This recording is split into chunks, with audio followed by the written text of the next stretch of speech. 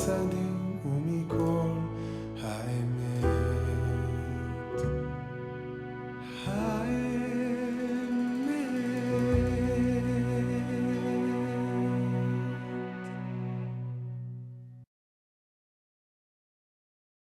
Sylvia Karlin. I'm her daughter, Robin, member since 1962. Okay, my mother's been a sisterhood member since the beginning. That's right. And that was her main activity. And I grew up in the shul. I attended the Hebrew school. I was bas mitzvahed here, so that was my involvement. At that time, day schools were not as popular among the students, so most people went to regular public schools and attended Hebrew school after school.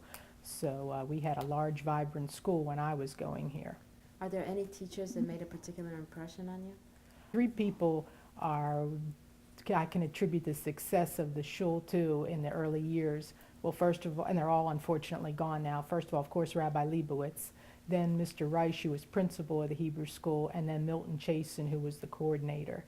And I would say all 3 of them had one important quality, which was warmth, and also making a personal connection with everybody in the shul. They knew everybody by name, and that was so important. Well, I felt like it was something for me to really do because I was interested in the things that they did.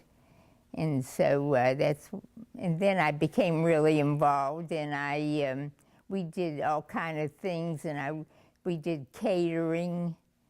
And we did... you were involved with all the fundraising. Yeah, all the fundraisers I was involved in. And she used to write the cards. Twice a year they had nearly new sales to raise money for the shul, and she wrote the cards to the people who came to have them, advise them of the sales. As far as catering, that raised money for the shul, and they catered one wedding, Saul Goldberg's daughter, Ann, and they also did the bris from Linda Burstein and Harry Burstein. I remember those 2 events. We did a lot wedding. of bar mitzvahs. I told the wedding from Anne, right. yeah. And then she was vice president of membership, and she was corresponding secretary. Of course, the membership has declined. That's been a big change. And I think, like I say, because of the decline of the school, I think Beth Tefillah is a very strong shul because they have a strong day school, and that brings the young people in and their parents. Times have changed, and now most people send their children to day school. We don't have that, of course. And then the big change I see is that Orthodoxy has moved more right-wing, so that has been difficult for our shul in trying to attract membership. I do see a resurgence with Rabbi Motzen that more young people are coming, which is good for the shul because that's the lifeblood of the shul. Of course, most of our older members are either dying off or have moved away, so we faced, crisis here at the shul in membership, and that's been a difficult time for our shul. To you?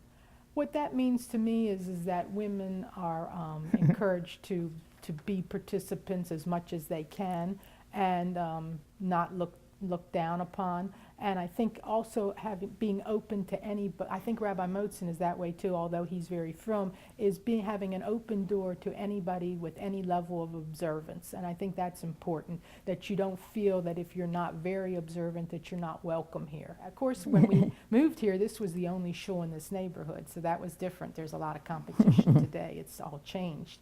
This was the place. I mean, everybody who lived here pretty much went to this shul. So it definitely was thriving, and it was very active, and there were a lot of activities. I can remember in the evenings, Arnie Goldberg's mother, Anita Fisher, she ran youth programs for the children. I remember I was in arts and crafts.